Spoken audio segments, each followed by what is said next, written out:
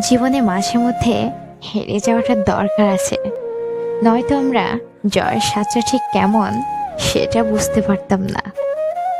যার কোনো হার নেই তার জয়ের তৃপ্তিটাও নেই।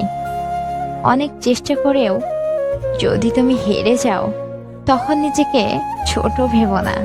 তখন এটা ভেবে নিও, হয়তো এর থেকেও বড় কোনো জয় তোমার জন্য অপেক্ষা করছে।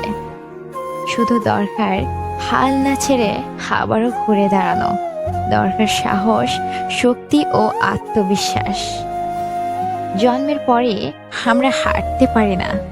প্রথমে বসা শিখতে হয়, তারপর দাঁড়াতে শিখতে হয়, তারপর হাঁটতে গিয়ে বারবার হোঁচট খেয়ে খেয়ে হাঁটানোও শিখে যায়। জীবনটাও ঠিক তেমন, কয়েকবার ধাক্কা না খেলে সফলতার সিঁড়ি তুমি স্পর্শ করতে পারবে না।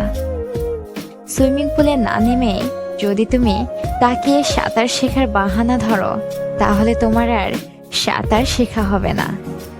আগে সুইমিং পুলে নামতে হবে, কয়েকবার ডুবে পানি খেতে হবে, তারপর তুমি আস্তে আস্তে সাঁতার শিখতে পারবে।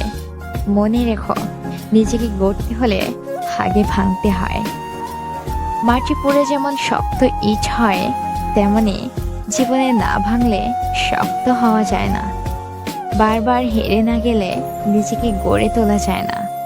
তুমি যত বেশি ভাঙবে তত বেশি শক্ত হবে, যত বেশি ধাক্কা খাবে তত বেশি নিজেকে হারও চিনতে পারবে। অথচ আমাদের ভুলটা হয়, বড়সড় ধাক্কা খাওয়ার পর আমরা থেমে যাই, আমরা উঠে দাঁড়াতে ভুলে যাই, আমরা আত্মবিশ্বাস হারিয়ে ফেলি। আমরা এটা ভুলে যাই যে আমাদের সূর্যের মতোই উজ্জ্বল হতে হলে আগে সূর্যের মতো নিজেকে পোড়াতে হবে। তুমি গতকাল যেটা পারোনি সেটা আজও পারলে না, তার মানে এই নয় যে তুমি সেটা কোনো দিনও পারবে না।